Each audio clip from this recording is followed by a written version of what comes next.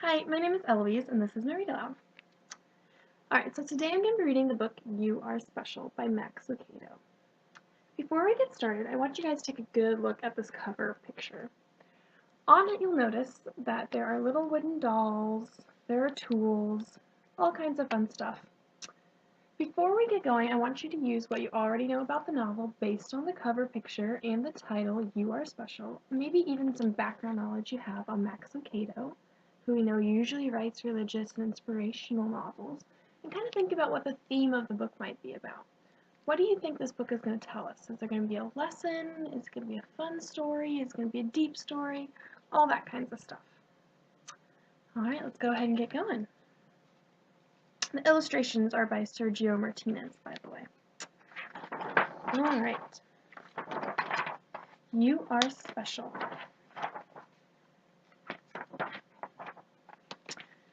The Wemmicks were small wooden people. All of the wooden people were carved by a woodworker named Eli. His workshop sat on a hill overlooking their village. Each Wemmick was different. Some had big noses, others had large eyes. Some were tall and others were short. Some wore hats, others wore coats. But all were made by the same carver and all lived in the same village. So think about the connections that you could make to the Wemmicks. We're all students, we all wear different clothes, yet we're all in the same school building, correct? All day, every day, the Wemmicks did the same thing. They gave each other stickers. Each Wemmick had a box of golden star stickers and a box of gray dot star stickers. Up and down the streets all over the city, people spent their days sticking stars or dots on one another. The pretty ones, those with smooth wood and fine paint, always got good stars. But if the wood was rough or the paint chipped, the Wemmicks gave dots. What kind of message does that send to you? How do you feel about those who looking nice get gold stars and those who don't look as good getting gray dot stars? And how would you feel if you got a gray dot star? The talented ones got stars too. Some could lift big sticks high above their heads or jump over tall boxes.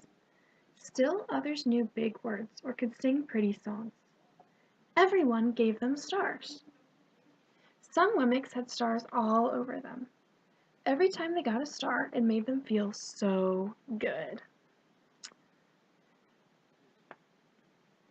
It made them want to do something else and get another star. Others, though, could do little, and they got dots. What kind of talents and skills do you have? Do you think they're star-worthy or dot-worthy?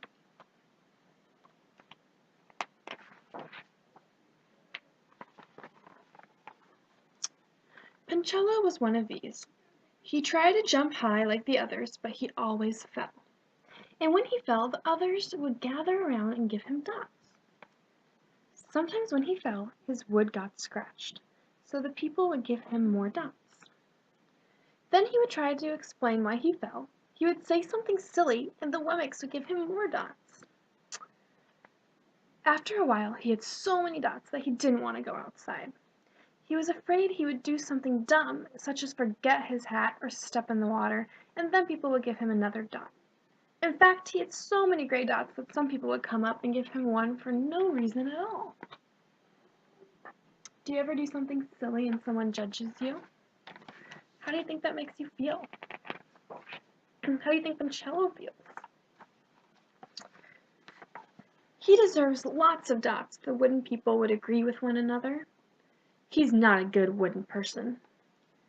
After a while, Panchello believed them. I'm not a good Wemmick, he would say. The few times he went outside, he hung around other Wemmicks who had lots of dots. He felt better around them. Kind of like us, right? We hang out with people who we feel good around.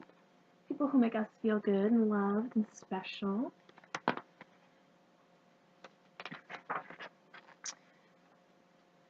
One day he met a Wemmick who was unlike any he'd ever met.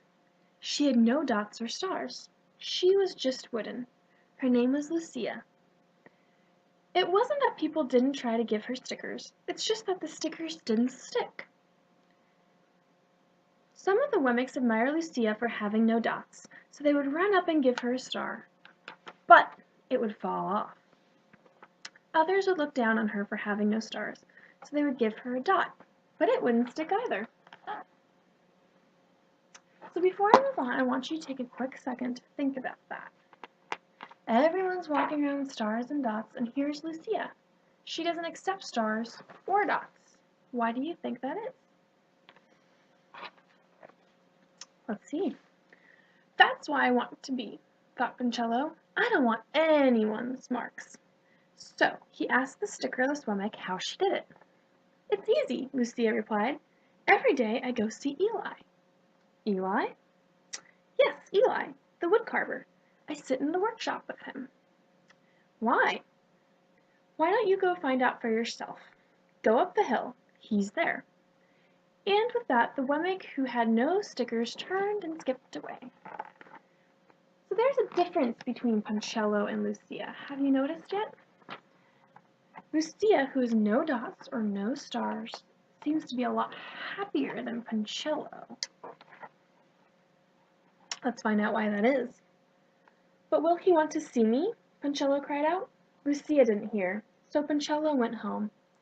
He sat near a window and watched the wooden people as they scurried around, giving each other stars and dots. It's not right, he muttered to himself, and he decided to go see Eli. So we just hit a turning point. Pincello decided that these stars and dots that everybody gives each other, that's the norm in this society, is suddenly not right.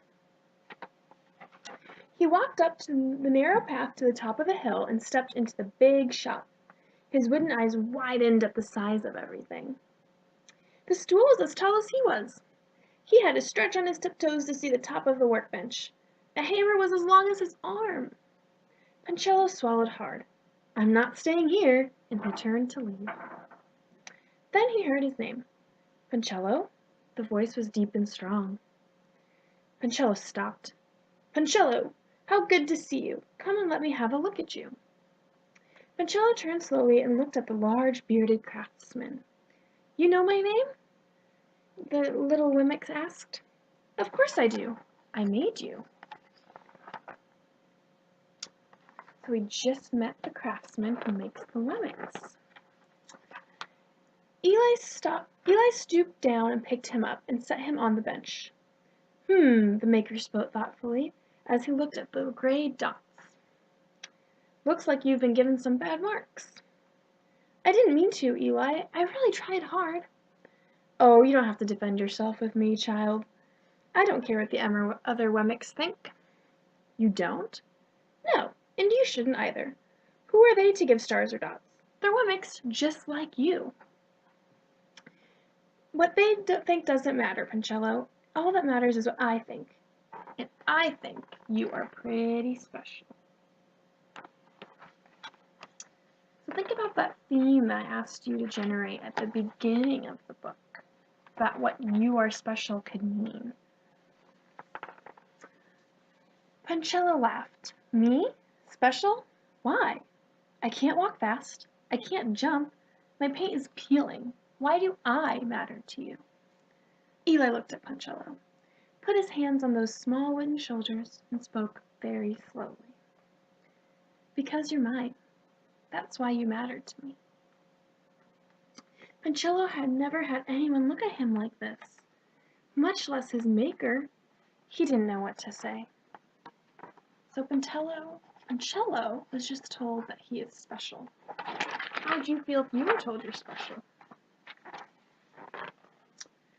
Every day I've been hoping you'd come, Eli explained. I came because I met someone who had no marks, said Pincello. I know. She told me about you. Why don't the stickers stay on her? The maker spoke softly. Because she has decided that what I think is more important than what they think. The stickers only stick if you let them. What? The stickers only stick if they matter to you.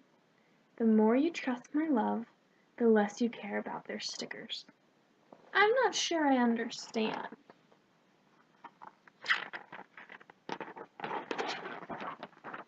Eli smiled. You will, but it will take time. You've got lots of marks. For now, just come to see me every day and let me remind you how much I care. Eli lifted Puncello off the bench and set him on the ground. "Remember," Eli said as the Wemmick walked out the door, "you are special because I made you, and I don't make mistakes."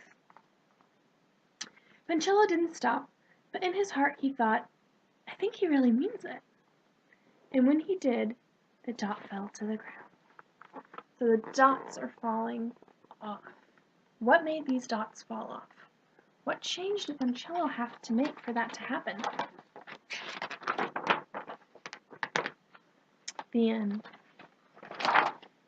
Alright, I'm going to give you a second to let that sink in. Take a second and just think about what we read. You are special. You get to decide how you respond to others and their thoughts and opinions of you.